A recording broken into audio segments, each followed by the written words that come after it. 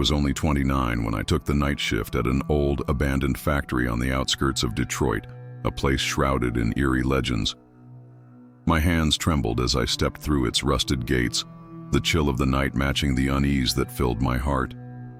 I was a simple mechanic, used to hard work, yet nothing had prepared me for the unnatural stillness and strange sounds echoing down vast, empty corridors.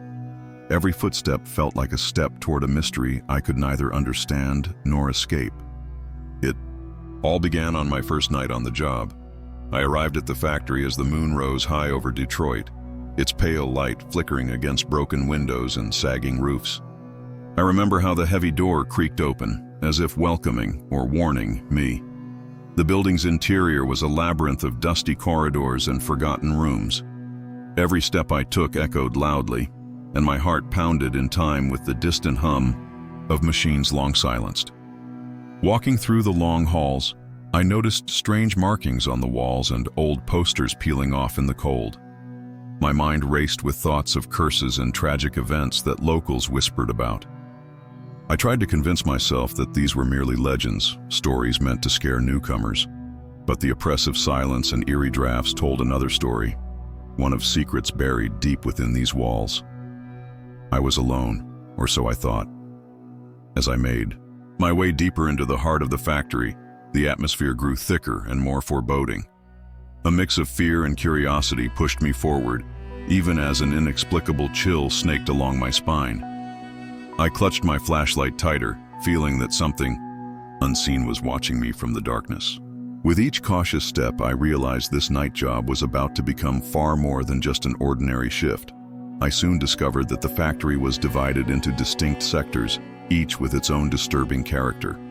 In one area, I encountered rooms lined with old equipment and tools that seemed to have been abandoned in haste. The air was heavy with dust and a lingering sadness that clung to every surface. I remember feeling as though the building itself was breathing, its walls whispering the secrets of past tragedies. Moving cautiously, I reached a long corridor where the sound of dripping water and faint, almost imperceptible murmurs filled the space. It was as if every sound was alive, resonating with the echoes of lost souls. I paused frequently, listening for any hint of movement beyond the reach of my flashlight.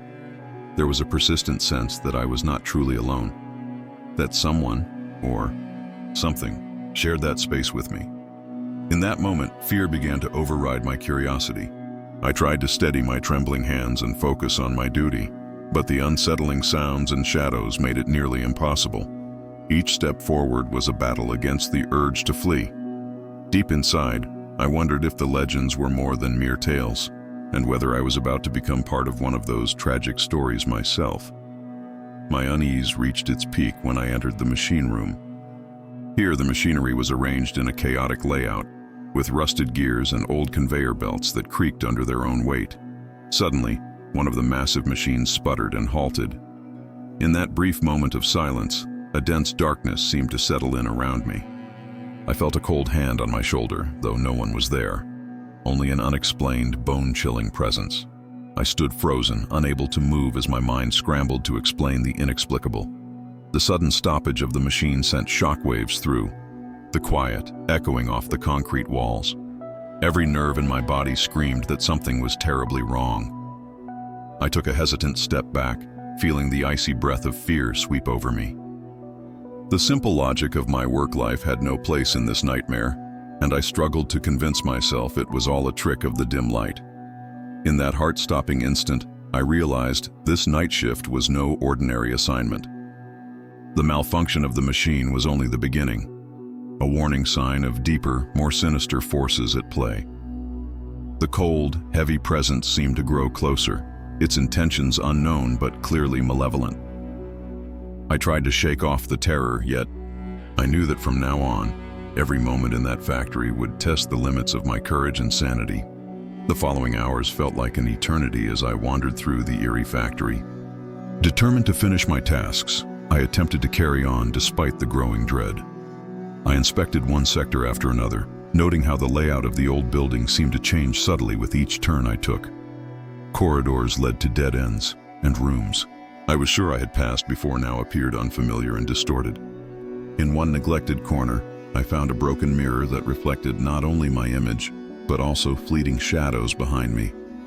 The mirror's surface was cracked and murky, distorting the reflections into something ghostly and unrecognizable. I couldn't help but shiver as I watched the flickers of movement, convinced that the factory was alive with secrets. Each moment felt charged with an eerie energy that left me both fascinated and terrified. As I made my way back to the main hall, I couldn't shake the feeling that I was being followed. The sound of my footsteps was suddenly accompanied by soft whispers that I could barely decipher. My pulse raced as I glanced over my shoulder repeatedly, only to see the empty, haunted corridors staring back at me. That night, every shadow and every sound became a silent witness to a reality far darker than I had ever imagined. The terror escalated when I reached an old office space within the factory. Dust-covered desks and filing cabinets were scattered around, and an old calendar on the wall seemed to mark a date long forgotten. I found scattered papers that hinted at past tragedies and mysterious disappearances, making my skin crawl with the weight of untold sorrow. I couldn't help but feel that I was intruding on a forbidden secret. As I read through a faded logbook, my eyes caught a series of scribbled notes about cursed shifts and unexplained occurrences. The details were vague, yet every line sent a shiver down my spine. I felt as though the writer had tried desperately to warn anyone who would listen about the dark force that haunted the factory. The evidence was there, a history of pain and loss that the walls themselves seemed to mourn. Before I could process the unsettling words, a sudden crash echoed from the corridor outside the office. The sound was so abrupt and violent that it made my heart jump in my chest. I gripped the logbook tightly, realizing that I had stumbled upon a truth that was more dangerous than I could have ever imagined. The factory was not simply haunted by memories, it was inhabited by a force that fed on fear and despair. The atmosphere grew unbearably heavy as I ventured into the deepest recesses of the factory. I reached a large, dimly lit hall where an old assembly line lay dormant. The silence in that space was deafening, punctuated only by the occasional groan of metal settling into decay. I felt a deep, oppressive sadness that made it hard to breathe, as if the very air was laced with grief. While exploring, I began to notice movement in the corners of my eyes, slight, almost imperceptible shifts that hinted at figures lurking in the shadows. My heart pounded in my chest as I caught a glimpse of a face, distorted by darkness and sorrow, before it vanished into the gloom. The realization hit me hard. I was no longer alone. The factory seemed to come alive, each echo and murmur building toward something ominous and inevitable. In that moment, I understood that this place was a portal to a realm of terror far beyond my comprehension. The shadows moved with purpose, and the cold presence I had felt earlier was now unmistakably real. Every instinct screamed for me to run, but I found myself rooted in fear and wonder. The night shift had transformed into an ordeal of supernatural proportions, and I was trapped in a nightmare from which there was no escape. As dawn began to creep over Detroit, I gathered what courage I had left to escape the nightmare of the abandoned factory. The building's haunted corridors and relentless terrors had worn me down, yet the urge to survive pushed me onward. I retraced my steps, desperate to find a way out, while the eerie presence trailed me like a dark shadow. Each step felt heavier than the last, as if the factory itself was trying to keep me captive forever. In the final moments before I burst through the creaking exit door, I felt a final icy touch brush past me, a reminder that the horror was not confined to the walls. I stumbled into the early morning light, my heart still racing and my mind filled with images of the inexplicable events. The factory loomed behind me, a silent monument to the terror that had invaded my life. I knew that the experience would haunt me for years to come, a dark secret etched in my memory. Even as I try to move on with my everyday life, the echoes of that night continue to resound in my mind. I often wonder if the factory truly closed its doors on its ancient curse, or if it patiently waits for another unsuspecting soul. The terror I faced on that fateful night remains a reminder that some jobs come with a price that sometimes follows you long after the shift ends. My name is Dylan, a 32-year-old maintenance worker in New Orleans, and that fateful night changed my life. I had been called to restore an old, abandoned mansion on the edge of the French Quarter, a relic of sorrow and hidden secrets. As I stepped through its creaking door, the chill of history and the weight of untold memories struck me. Every dusty corridor and silent room whispered a warning, and I felt an inexplicable pull toward a darkness I could not ignore. I arrived at the mansion just after dusk, the humid night air mingling with the scent of decaying wood. The structure, once opulent, now stood as a silent testament to lost grandeur. I unlocked the heavy door and stepped into a foyer filled with echoes of the past. Every step I took on the creaking floorboards reminded me that I was trespassing on a place where time had long since forgotten the living.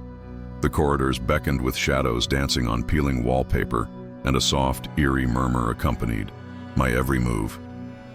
I set off to complete routine maintenance tasks, not expecting anything more than dusty rooms and malfunctioning fixtures. However, as I walked past a grand staircase, I heard distant footsteps, subtle but deliberate, as if someone invisible was following my progress. The sound sent a chill down my spine, making my heart pound in disbelief. In a small parlor, I discovered old portraits whose eyes seemed to follow my every move. The room felt frozen in time, and the silence was broken only by my cautious breathing. Amid the layers of dust and faded memories, I began to sense that I was not alone. The mansion had its own secrets, and with each passing moment, I realized that the night's work was evolving into something far more sinister than I could ever have imagined. As I continued my inspection, I moved deeper into the mansion's maze-like interior. The hallways were narrow and winding, lined with antique furniture cloaked in cobwebs. I adjusted my flashlight to reveal small details, a cracked mirror here, a broken clock there, each item adding to the air of decay and melancholy. I could almost feel the sorrow of those who had once lived here, their laughter and tears echoing in the silence. My task was to check the electrical systems in the old study when I first heard hushed voices.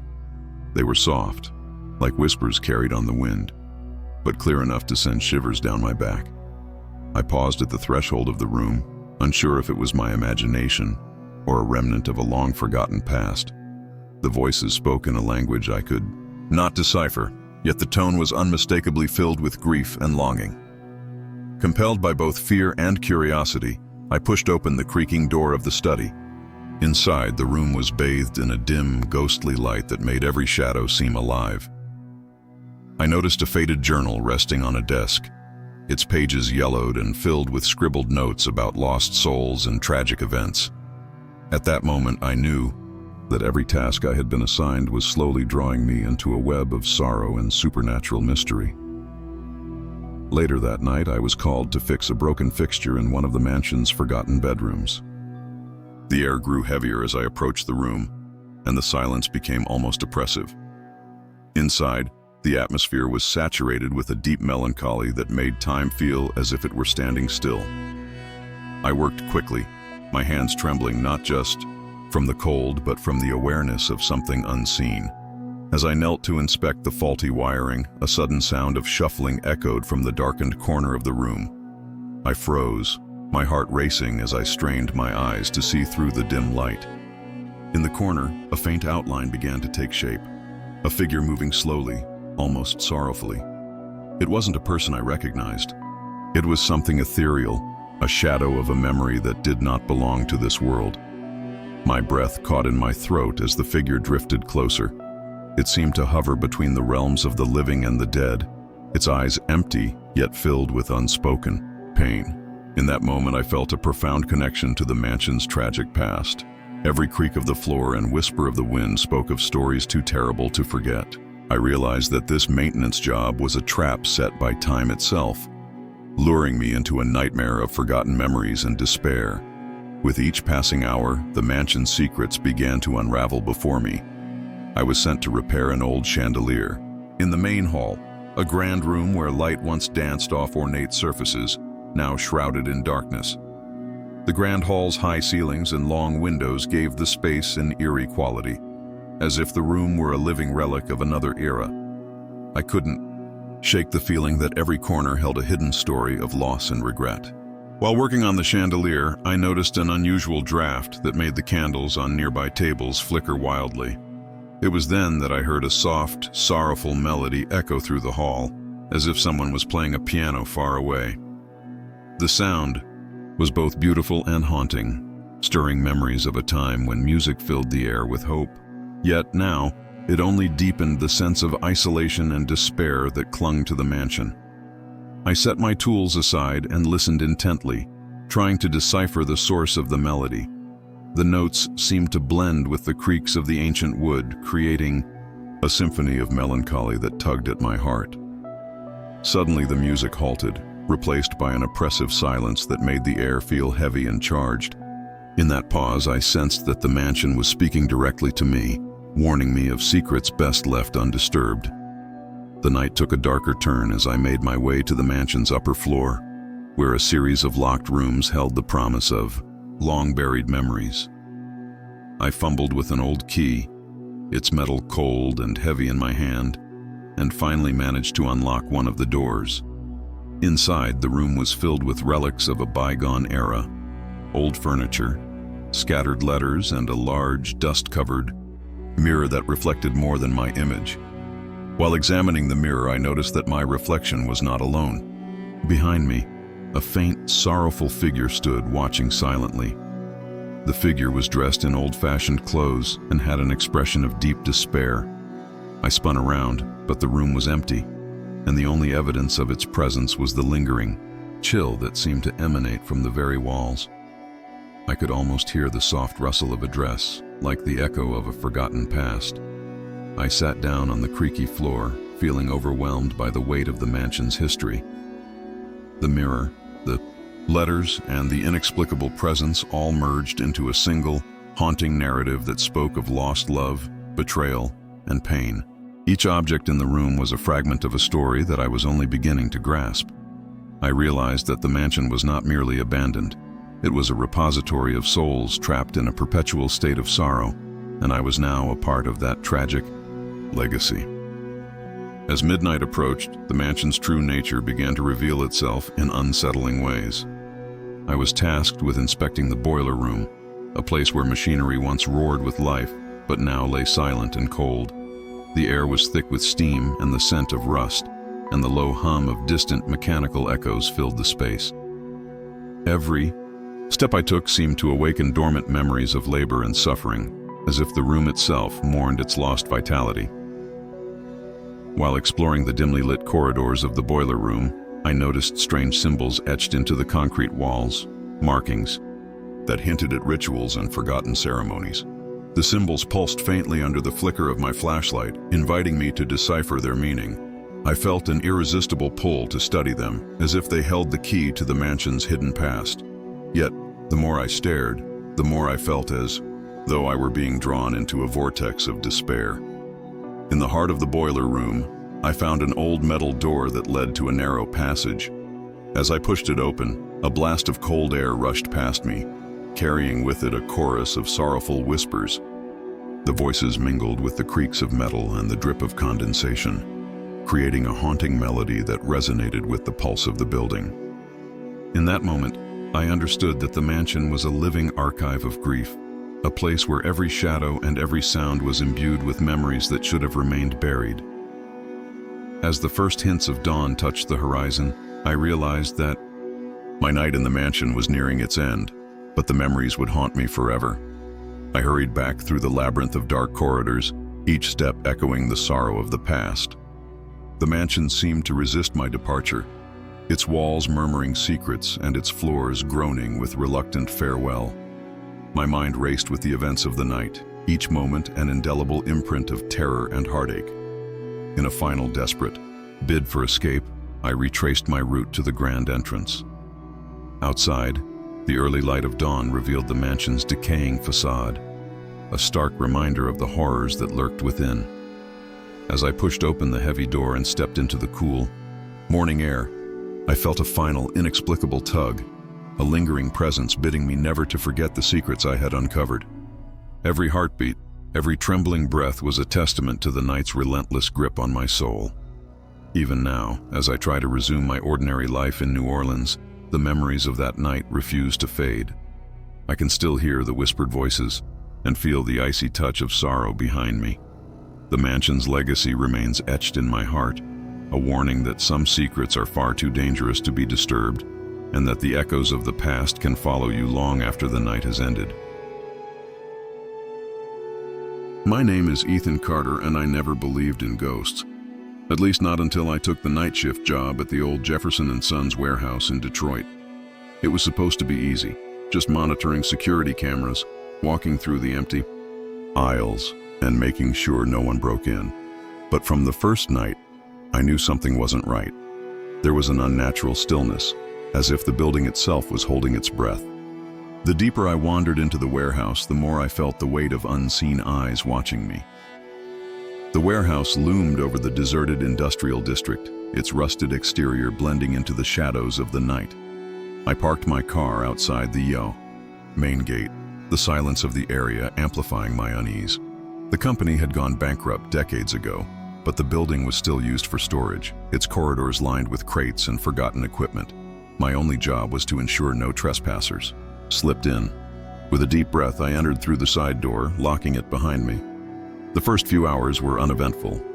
I checked the security cameras, took a few routine patrols, and listened to the faint hum of flickering fluorescent lights.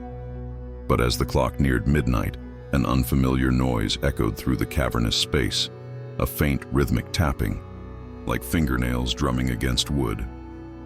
I grabbed my flashlight and followed the sound through the maze of crates, my pulse quickening with each step. The noise stopped abruptly as I turned a corner, leaving me in eerie silence. I scanned my surroundings, but nothing seemed out of place. Just as I was about to turn back, my flashlight flickered, and in that brief darkness, I saw something move in my peripheral vision, a shadow darting between the shelves. My stomach tightened. I wasn't alone. The rational part of my brain told me it was nothing, just a trick of the light, maybe a rat scurrying through the debris. But my gut told me otherwise. I steadied my breathing and walked towards the last place I saw the movement. The crates were stacked high, their wooden surfaces scratched and dented by years of neglect. My flashlight's beam wavered as I stepped into the narrow aisle, my footsteps muffled by dust and grime. Then I saw it, an old office door, its glass panel smeared with dirt. I had walked this floor earlier, and I was certain that door had been closed. Now it stood slightly ajar. My hand hesitated on the doorknob before I pushed it open. The room was small, cluttered with faded papers and rusted filing cabinets. Against the far wall sat a desk, its surface covered in a thick layer of dust, except for one spot, where a single, leather-bound journal lay untouched. I flipped open the cover, revealing pages filled with hurried handwriting. One phrase appeared, over and over, scrawled in frantic loops. "Help me! He won't let me go!" A chill raced down my spine as I realized that the ink was fresh, as if someone had just written it moments ago. I stepped away from the desk, gripping the journal tightly. The words on the pages felt like a warning, or worse, a plea. My instincts screamed at me to leave, but I forced myself to stay. I was just being paranoid.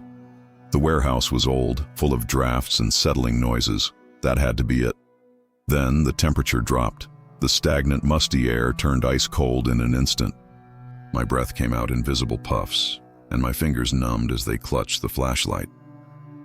From the hallway, the faint tapping noise returned, but now it was different. Slower, deliberate, as if someone was walking barefoot on the concrete floor. I turned toward the open door, shining my flashlight into the corridor. Nothing. Just endless rows of stacked crates disappearing into the dark. But as I stepped forward, the light caught something in the office window, a reflection that didn't belong to me. A tall, gaunt figure stood just behind me, its face twisted into something unnatural. Before I could even react, the light flickered violently, and when it steadied again, the figure was gone. But I wasn't alone anymore. I could feel it, watching, waiting. I bolted out of the office, my heartbeat hammering against my chest. The rational part of my mind told me to grab my keys and leave, but something compelled me to stay. The warehouse, wasn't just abandoned, it was holding on to something, something that refused to be forgotten. And now it knew I was here. The sound of dragging footsteps echoed from deep within the warehouse. Not the rhythmic taps from before. This was heavier, as if something was limping toward me. I swallowed hard and raised my flashlight, my hands trembling. "Who's there?" My voice sounded weak, swallowed by the massive emptiness. Then a whisper, right next to my ear. "He won't let me go." I spun around, but there was nothing. The cold deepened, wrapping around me like a vice. A sudden gust of air swept through the room, sending papers flying and toppling an old metal shelf with a deafening crash. My flashlight flickered, and for the briefest moment, I saw the figure again, standing at the far end of the corridor. It was watching me, its head tilted, as if curious. The lights in the warehouse sputtered, casting jagged shadows across the walls. Every instinct in my body screamed at me to run, but my feet remained frozen in place. The air carried a rotten stench now, like damp earth and something long decayed. I forced myself to move, retracing my steps toward the exit. But as I passed a row of crates, I noticed something strange. One of them had been pushed aside, revealing a hatch in the floor. It hadn't been there before. The edges were worn, the handle rusted from years of neglect. Every fiber of my being told me not to open it. Then the whisper came again, weaker this time, desperate. "Please, help me. Something." About that voice sent a sharp pang through my chest. Against my better judgment, I knelt down and pulled at the hatch. It creaked loudly, revealing a dark, narrow staircase descending into an underground chamber. The air that rose from below was thick with moisture, and something else. Something that smelled like old wood and despair. I hesitated at the top of the stairs, my flashlight's beam barely piercing the darkness below. My breathing was shallow, my pulse erratic. But I forced myself to step down. The descent felt endless, the walls closing in around me. At the bottom, the space opened into what looked like an old storage cellar. But this wasn't just a forgotten room. It was something else entirely. Chains hung from the ceiling, rusted and broken. The walls were covered in deep scratches, as if someone, or something, had tried to claw their way out. And in the center of the room sat a single wooden chair, toppled over. That's when I saw it. A name carved into the concrete floor, over and over again. Daniel. The whisper returned, this time stronger. He wouldn't let me leave. The air thickened, pressing against my chest, then a scraping sound. I turned just in time to see the hatch above me slam shut, plunging me into total darkness. Panic surged through me. I rushed up the stairs, slamming my fists against the hatch. It wouldn't budge. I was trapped. My breaths came in ragged gasps. As the whispering grew louder, overlapping voices echoing from every direction. Then, footsteps. Slow, deliberate. Something was in the room with me. I fumbled for my flashlight, my fingers trembling as I switched it on. The beam revealed a figure standing by the chair. It was a man, or what was left of one. His skin was stretched tight over hollowed features, his eyes sunken voids. He lifted, a skeletal hand, pointing directly at me. The whispers reached a deafening crescendo, and suddenly, the figure lunged. I screamed, falling backward, my flashlight clattering to the ground. The last thing I saw before the light cut out was his mouth opening, impossibly wide, as if to consume me whole. I don't remember what happened next. When I woke up, I was outside, sprawled on the damp pavement near my car. The warehouse loomed in the distance, silent as the grave. My body ached and my clothes were covered in dust and grime, as if I had clawed my way out of something. But I had no memory of escaping. Shaking, I got to my feet and drove away without looking back. The job was over. I didn't care about my paycheck, didn't care about anything except putting as much distance as possible between me and that place. Days later, I tried to find records of the warehouse's history. There was nothing. No reports of accidents, no missing persons, no mention of a man named Daniel. It was as if the place had never existed, but I knew better. Some nights, when the world is quiet, I still hear the whispers, and I know that whatever was in that warehouse hasn't forgotten me. Thank you very much for watching today's video. Don't forget to like and subscribe to the channel to stay informed when the next video comes out. And tell me, what did you think of today's stories? See you in the next video.